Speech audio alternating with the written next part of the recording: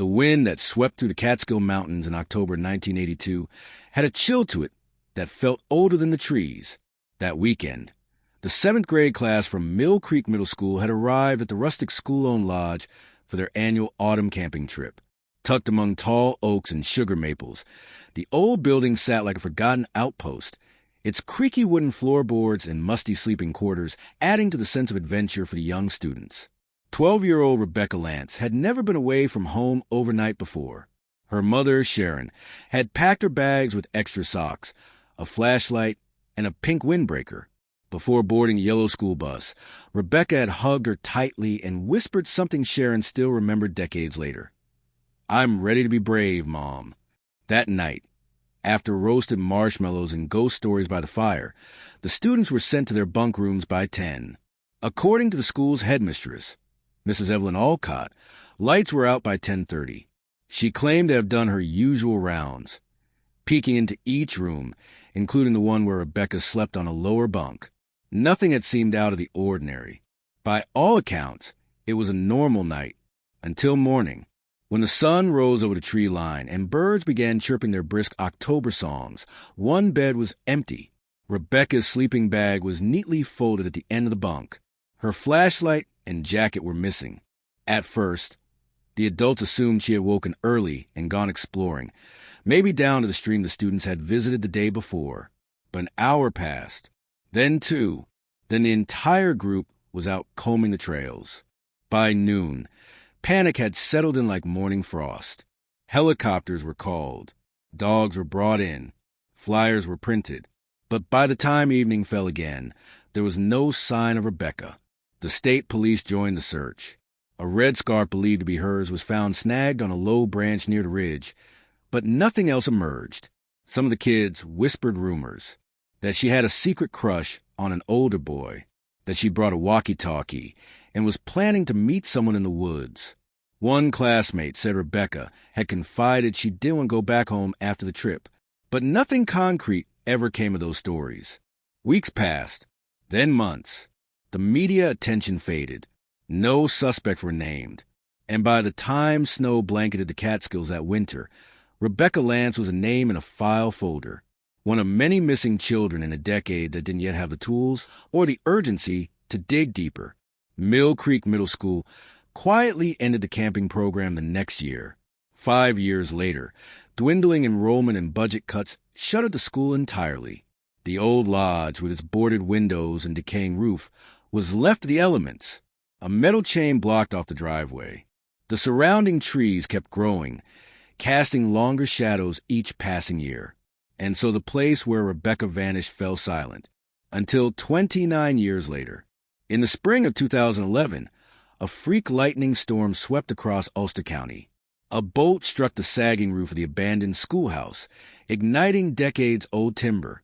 By the time firefighters arrived, flames had already engulfed the upper levels. No one was hurt. No one had been inside. But the blaze lit up the woods for miles. Locals gathered at a distance, watching the past turn to ash. A few weeks after the fire, volunteers from the local historical society were granted access to the remains. Their task was simple: document what was left and salvage any items of value before the property was cleared. That's when Tim Elridge, a retired carpenter and longtime resident, noticed something strange. In what used to be the main hallway, charred and uneven, a portion of the floor had warped differently than the rest. Curious, he tapped it with his boot. It echoed, hollow. Using a crowbar, he pried away the brittle planks and uncovered something that hadn't seen daylight in decades. A trapdoor. At first glance, it looked like any access hatch, common in older buildings. But this one was reinforced from the outside. The metal handle had been rusted over completely, and the hinges didn't match the style of the original construction. Tim called over the others. With flashlights, gloves, and a mix of apprehension and adrenaline, they pulled it open. The smell hit them first, dry rot and something else, older and sour. A wooden ladder descended into darkness. Below, in a shallow space barely tall enough to crouch in, they found what was left of a child world. A corroded flashlight, a crumpled piece of blanket, a small porcelain doll, its dress charred but still legible. In faded stitching, one word remained, Becky, and then further in, half buried in dirt and soot, bones. The authorities arrived within the hour. The area was sealed. Forensics teams took over. As word spread through town, one name came back into focus for everyone, Rebecca Lance. Among those who heard the news was Roy Mendelson, now 72, who had been a detective with the Ulster County Sheriff's Department back in the fall of 1982. He led the initial investigation. Retired for over a decade, Roy had long believed the girl hadn't simply run off. Something had always gnawed at him. The neatness of her folded sleeping bag, the lack of footprints, the way Mrs. Alcott had insisted too strongly that she'd seen the girl go to bed. And now, all these years later, a burned floorboard had pulled Rebecca's memory out of the earth. At the scene, detectives cataloged each item. Among them, found in the corner of the crawl space, was an old cassette tape. The label had faded, but the plastic was intact. It had been wrapped in cloth, preserved by accident more than intention. A technician cleaned it, rewound it, and when they played it, a voice filled the room. It was a girl's voice, fragile, crying. "I don't know why I'm here." It said, "I trusted you. You said it was a game. I want to go home now. Please." Roy Mendelson, listening in the back of the room, closed his eyes. The tape ran for 7 minutes. Rebecca's voice wavered in and out, pleading, calling for someone named Mr. Ray, saying she couldn't breathe well, that it was dark, that she was sorry for telling. Then silence. When the tape ended, no one in the room moved for a long time. It was the beginning of a very old case becoming new again, and Roy Mendelson wasn't ready to let it go. Not this time. Roy Mendelson stood in his garage with a mug of coffee in one hand and the cassette tape in the other. He had taken a copy home. Officially, he had no jurisdiction anymore. But when he looked at that tape, when he heard Rebecca's voice again, something deep inside him reignited. A need for answers, a sense of duty, maybe even guilt. He'd spent weeks back in the 80s walking those trails, knocking on doors, chasing bad leads. But something about the case had never sat right. And now, decades later, pieces were falling into place he hadn't even known were missing. Roy dusted off his old files. They were stored in boxes marked with years and cases, yellowed with time. He opened the one labeled Lance R. Inside, he found the original statements taken from the staff, the search maps, and the nightly roll call logs. There was the interview with Mrs. Alcott, the headmistress. She had insisted again and again that Rebecca was in her bunk when the lights went out. But now Roy saw something he had overlooked. A maintenance request form dated just days before the camping trip. It mentioned an issue with floor creaking in East Hallway, signed by someone named J. Rayleigh. Roy didn't remember that name. And that was strange, because in a small school like Mill Creek, every adult on site during the trip had been accounted for. Or so he thought. He went back through the staff list. No mention of a John Rayleigh. No employment file. No background check. No emergency contact. Digging deeper, Roy contacted a county office that stored the old employment records. After 3 days and several phone calls, a woman named Denise in archives found something odd. A stack of incomplete onboarding forms, all for short-term hires. One of them, barely legible, listed a John M. Rayleigh as a temporary night custodian. There was no social security number, no address, just a signature and a driver's license number that, when checked, didn't exist. Roy leaned back in his chair. His gut told him this was a thread, and if he pulled hard enough, everything might unravel. He began to search for the name John M. Rayleigh in every online and offline system he could access. He contacted a former colleague still with the department, who ran a deeper background check. That's when something strange came back. A man named John Malcolm Rayleigh had been admitted to the Hastings Psychiatric Hospital in 1979, located in the Hudson Valley region. He had been reported missing in early 1982, just months before Rebecca disappeared. The timing matched. The age matched. Even the physical description matched the blurry photo from the employment form. And here was the critical part. The report from Hastings said that Rayleigh had escaped during a storm, assumed a false identity, and had not been found since. It was like discovering a ghost had lived among them. Roy contacted the state police with his findings, but red tape and jurisdictional hesitations slowed the process. He understood. The case was technically closed now that Rebecca's remains had been found. But Roy wasn't interested in procedures. He wanted answers. So he drove back to the ruins of Mill Creek School. The ash and rubble had been cleared, but the concrete foundation remained. Roy walked slowly along the perimeter. He paused near the site where the trapdoor had been discovered. Kneeling down, he studied the edge of the old foundation. There, just barely visible through soot and weeds, was a strange series of marks carved into cement, like someone had been keeping tally. Small lines, dozens of them. Days? Weeks? Had Rebecca been marking time?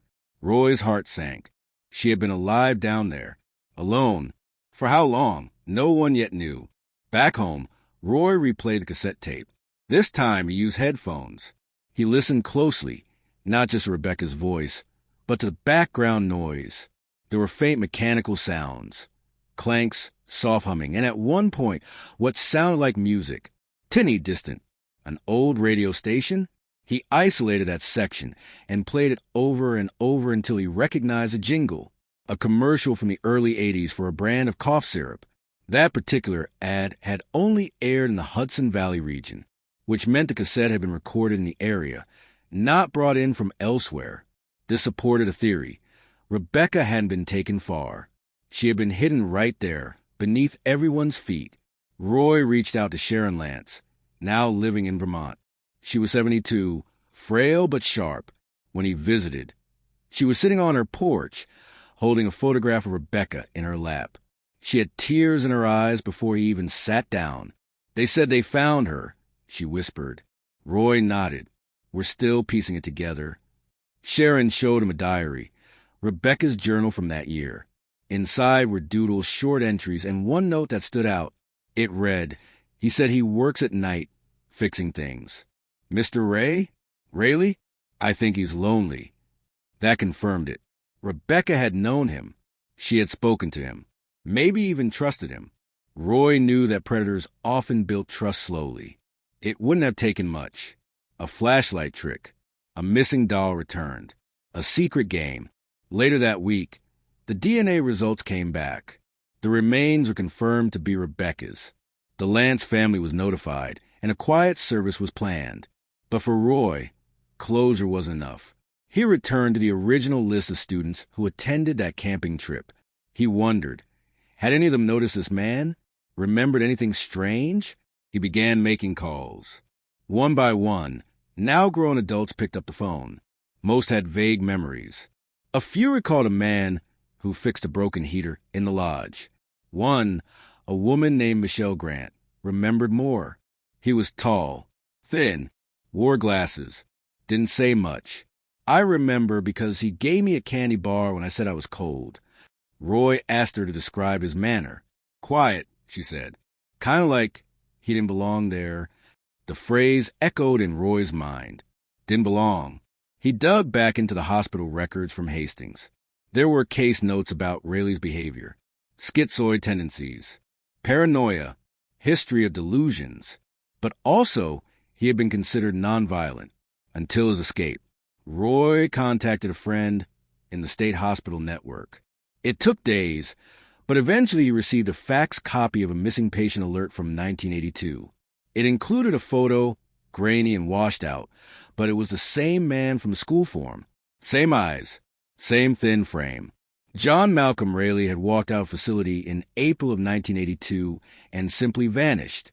Until now, Roy sat in his den that night, surrounded by papers, photographs, and maps. The fire had revealed what was hidden, but not why or how. There were still gaps. How had Rayleigh come to work at the school? Who had hired him? And why had no one noticed a child disappearing into a hole in the floor? He stared again at the cassette tape. Rebecca had said she trusted him. And then, I'm sorry for telling. Telling what? Roy reached for his notebook and wrote one word across the top of a blank page. Cover up? He didn't believe it was just one man anymore.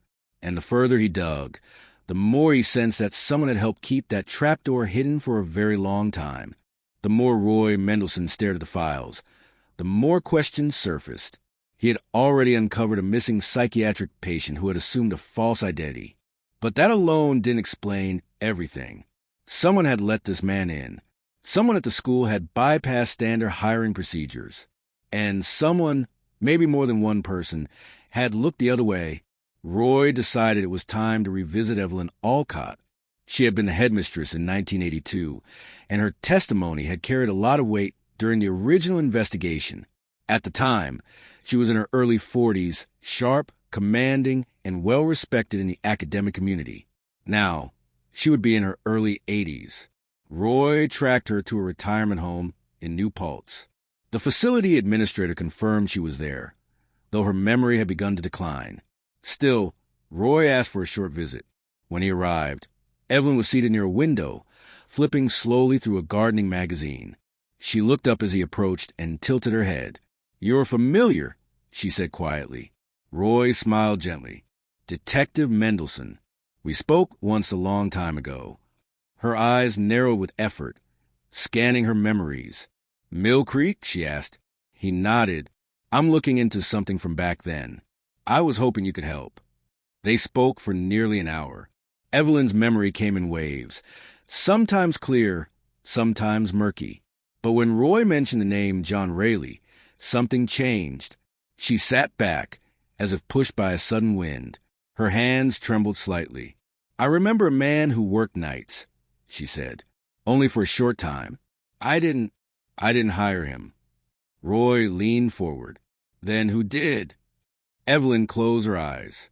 "Mr. Brantley, the maintenance supervisor. He said we needed someone for the trip, someone to handle emergencies. A pipe had burst a week before. It was short notice. I let it go." Roy made a note. "Do you remember anything else about him?" She hesitated. "He stayed in the basement. Said he preferred quiet. Didn't want a room with the others." Roy thanked her, then drove straight to the old Brantley residence. The house was empty, sold a decade ago after Walter Brantley had passed away. But a neighbor remembered him, said he'd been a private man. No wife, no children, always tinker with machines in his shed. At the local records office, Roy found Walter Brantley's personnel file, and inside was a faded photocopy of the same onboarding form Roy had seen before. Only this version had something different, a handwritten note in the margin. "He says he's clean, just needs a chance. W.B." Roy stared at the note. Brantley had vouched for Raley. Why? Had they known each other? Back at home, Roy began comparing the timelines. Raley escaped in April.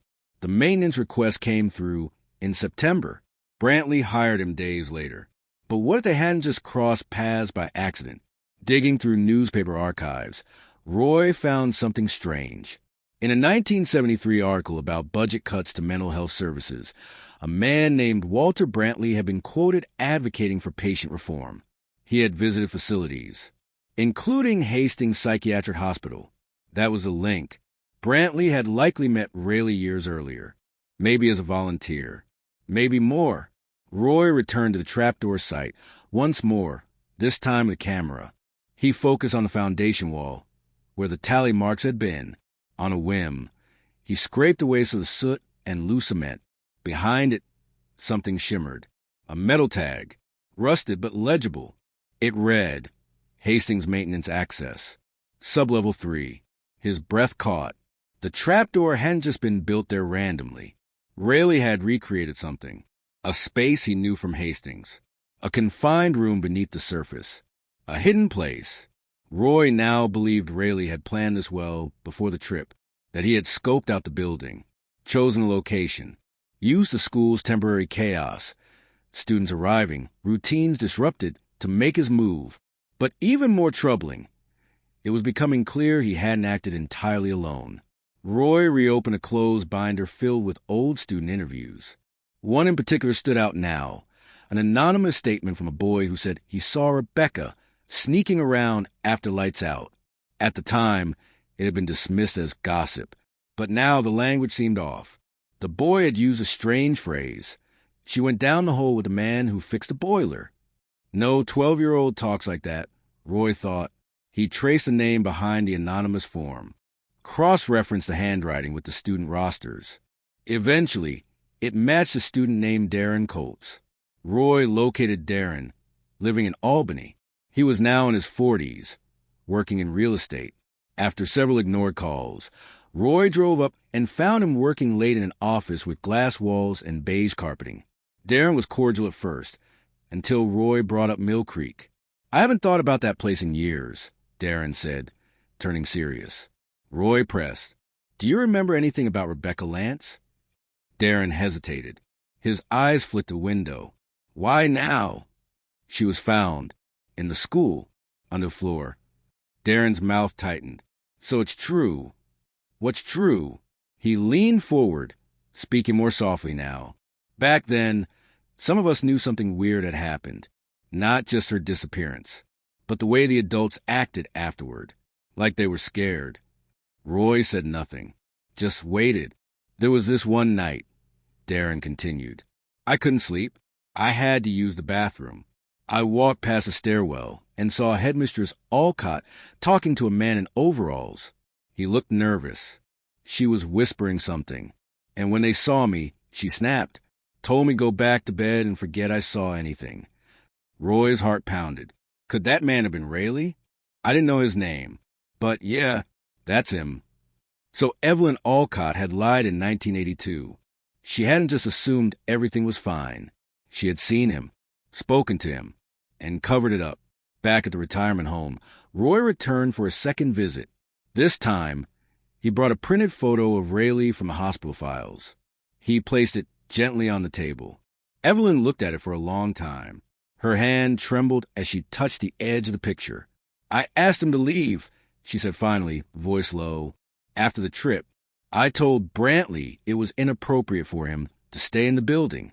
He just stared at me." Roy leaned in. "Did you know what he'd done?" "No," she whispered. "I suspected, but I was scared. We all were. If word got out we'd hired a man like that, parents would sue. The district would shut us down. So you stayed quiet." Tears welled in her eyes. "I was protecting the school, not realizing what it cost." Roy rose to his feet. That decision buried a child alive. Evelyn didn't answer. Outside, Roy stood on the porch and stared at the falling evening. Clouds rolled over the Catskills like slow waves. The truth was now clearer than ever. John Rayleigh had lured Rebecca. Evelyn Alcott and Walter Brantley had realized something had gone wrong, but had chosen silence. The trapdoor, the floor repairs, the missing child, all were brushed away, sealed under fear and selfishness. But Roy wasn't done yet, because there was still one final question that burned like the fire that started it all. Why did the trapdoor never open again? Had Rayleigh abandoned her? Or had something, or someone, sealed it from above? The air in Roy Mendelssohn's study felt heavier than usual. He stared at his corkboard, now covered in photos, maps, and handwritten notes connected by thin red string. The outline of the story was taking shape. Rebecca Lant hadn't vanished by accident. She had been intentionally hidden. The evidence of that was no longer theoretical. It had burned its way to the surface. Literally. But the worst truth still lingered in the shadows. Someone had known she was there. Someone had made a conscious decision to leave that trapdoor closed. Roy kept returning to the idea of the floor repair request, the warp wood, the maintenance entry from just before the camping trip, and the way the trapdoor had been sealed so tightly that it remained hidden for almost 3 decades, even after the school had been shuttered. He pulled out the original floor plan of the school. The crawl space where Rebecca's remains had been discovered wasn't under a utility room or closet. It was beneath what had once been the East Wing hallway, a public, high-traffic area. That made it even harder to believe that no one had noticed anything strange at the time, unless the trapdoor had been covered deliberately, not just hidden, reinforced. Roy went back to the school's archived maintenance invoices. Among the crumbling receipts was one dated 3 days after the camping trip. It was marked urgent. The item? Reinforcement of floor paneling, hallway E, signed again by Walter Brantley. That sealed it. Brantley hadn't just helped Rayleigh get hired. He had helped him hide what he'd done. The most chilling thought was that Rebecca might have still been alive when those boards were sealed.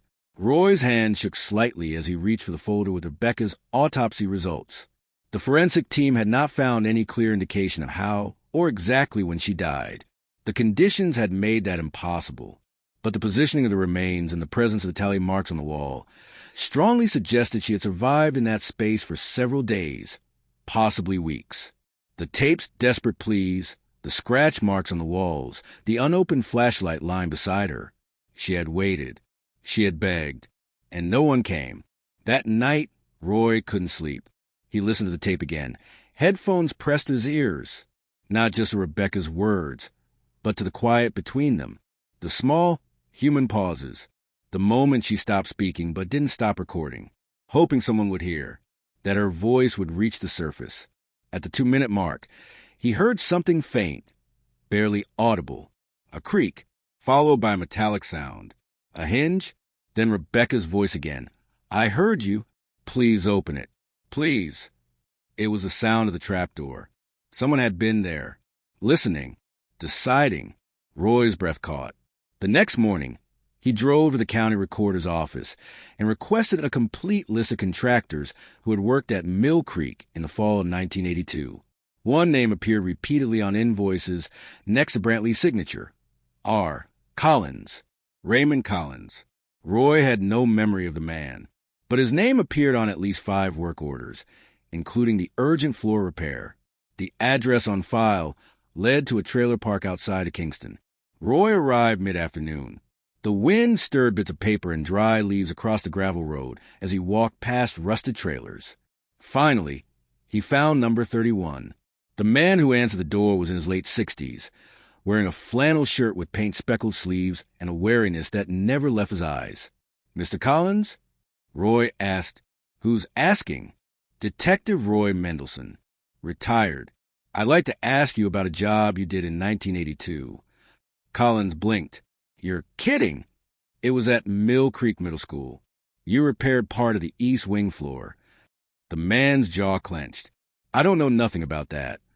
"I have your name on invoices," Roy said, holding up a copy. Collins stepped outside, closed the door behind him, and looked around. "You really want to know?" he asked. "I do." The man let out a long breath, then nodded once. "I was called in late, told to bring lumber. Brantley met me there, said a student had done something stupid and damaged a section of the hallway. He was agitated, kept saying the district couldn't find out. I asked where the damage was. He pointed to a square of wood already pulled up, said I just needed to seal it tight. Strong. Quiet. Did you see what was under it?" "No," Collins said quickly. "I didn't look. I didn't ask. He handed me extra cash. Said the less I knew, the better. I was young. I needed the work." Roy studied him. "Did he tell you not to talk about it?" "He didn't have to. You don't forget that kind of tension in a man's voice. Something was wrong. But I didn't want to know. I finished the job. I left. Did you ever hear anything about a missing girl?" Collins swallowed hard. "Not until later. I put the pieces together.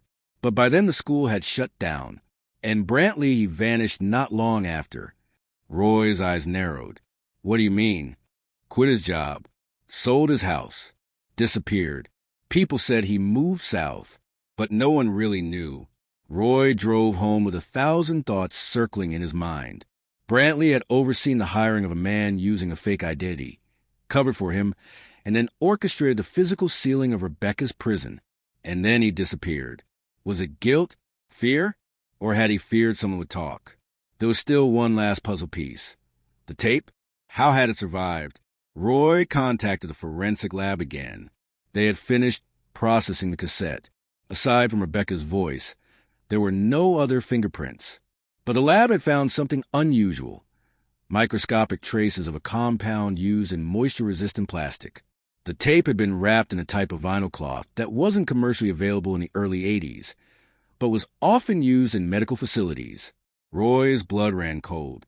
He remembered what Rayleigh had done before coming to the school, where he had come from. Hastings. That cloth, the plastic, It was all too familiar. Roy drove out to what remained of the Hastings Psychiatric Hospital. The building had been closed for over 20 years, the windows boarded, ivy curling up the crumbling brick. But a few old records had been moved to a nearby archive facility. There, in a musty file room, Roy found what he needed, a blueprint of Sublevel 3.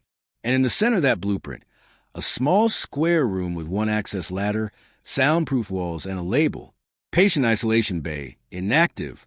Raley hadn't just recreated a crawl space. He had recreated his own cell. He hadn't been escaping it. He had been reliving it.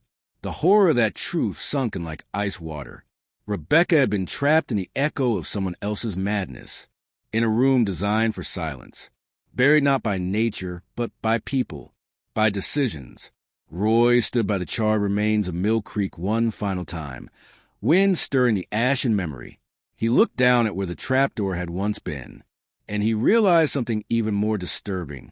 Rebecca had been buried twice, first by her captor, then by the adults who chose not to listen.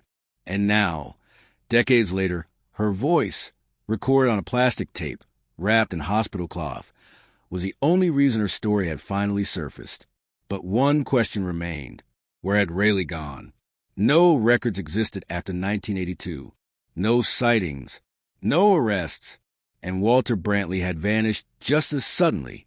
Roy had uncovered a terrible secret, but the man at the center of it was still out there. The spring of 2011 brought closure to some, but for Roy Mendelsohn, it opened a door he hadn't realized was still locked. While the world now knew what had happened to Rebecca Lance, the story wasn't finished. Not yet, because two ghosts still lingered, John Raley and Walter Brantley. Roy had already confirmed that Raley had assumed a false identity after escaping Hastings Psychiatric Hospital, but no known record existed of him beyond that brief window in 1982. His fingerprints weren't in the system. His photo hadn't appeared in any databases. And Brantley, who had helped conceal the crime, had disappeared just 2 years after the incident, with no forwarding address, no will, no trace. Roy turned his attention to a detail that had been bothering him since the beginning. The fire, the one that destroyed Mill Creek, had been triggered by lightning. The fire marshal said, a rare but natural event. But Roy couldn't shake the feeling that fate alone hadn't brought Rebecca's prison to light. He requested the fire report. The bolt had struck the northeast corner of the building, near the old roof access hatch. The flame spread quickly through the dry timber. But one thing caught Roy's eye. The hatch had been open, not broken, not blown off by wind, just open. It suggested someone had been there before the storm. Maybe a squatter, maybe a vandal, or maybe someone who knew what was under the floor and wanted it found. Roy leaned toward the latter. He contacted the county fire department and asked if they'd found any evidence of accelerants. They hadn't, but one firefighter mentioned something peculiar. A series of empty food cans in a corner of the attic. Recent, not from decades ago. So someone had been living there. Roy asked if anything else had been retrieved. The firefighter hesitated, then said one item had been strange enough to keep, a small metal box, scorched but intact. It had been found near the attic door, hidden under insulation. It was currently stored at the station. Roy drove there the same day. Inside the box was a single object, a key, stamped with the initials, MCMS, Mill Creek Middle School, a master key. Alongside it was a folded slip of paper, partially burned. Only 3 words remained legible. She deserved light. Roy stared at the note. The handwriting was shaky. Hesitant, he compared it to the signature from John Raley's hospital file. There were similarities in the slant. The looping R, the way the lowercase e dropped slightly. He couldn't prove it conclusively, but it was enough. Roy now believed that Raley had returned to the school sometime in the last decade. That guilt or madness had driven him back to the place he had tried to forget, and in a final act, he may have opened the hatch, triggering the chain of events that led to Rebecca's discovery. But if he'd returned, where had he gone? Roy turned his attention back to Walter Brantley. He traced every known connection. Old addresses, former employers, family members. Most were dead or unreachable. But one led to a nursing home in Savannah, Georgia. The name was Annabelle Brantley, Walter's sister. She agreed to speak by phone. Roy asked if she knew what had happened to her brother. Her voice trembled. Walter passed in 2003, she said. Cancer. Did he ever talk about Mill Creek? Roy asked. A long silence. Only once. He called it his biggest regret. Said he made a mistake he could never undo. Did he say what that mistake was? He said, I let someone close the door. Roy thanked her and hung up, back in his office. He finally allowed himself to cry, not out of grief, but because the story was no longer abstract. It had faces, voices, a child who had pleaded through a cassette, a boy who had seen something but didn't understand it, adults who chose silence, and a building that, over time, had become a tomb. In June of 2011, Rebecca Lance was finally laid to rest in a quiet cemetery just outside Kingston. The funeral was private. No cameras, no press, just her family, some of her classmates, now in their 40s, and a small cluster of community members who still remember the search in the woods nearly 30 years before. Roy stood at a distance, hat in hand. He approached Sharon Lance after the service. I wish I'd done more back then, he said softly. Sharon looked up at him. Her eyes, though aged, were steady. You did something now, she said. That's more than most. Roy reached into his coat and handed her a small envelope. Inside was a USB drive containing a digital copy of the cleaned-up cassette tape. She deserves to be heard. But only if you're ready, he said. Sharon nodded, tears sliding silently down her cheek. As he walked away, Roy thought about the last words on the note found in the attic. She deserved light. He now believed it hadn't been written out of guilt, but as a final, broken apology. Roy returned home and packed away the files. Not to forget, but to preserve. In a labeled box, alongside the audio recording and the original map, he included one final note of his own. It read, Justice doesn't always come in time, but it can still come. Rebecca's story was no longer a mystery. It was a memory, a lesson, and a voice once silenced that now echoed far beyond the floorboards.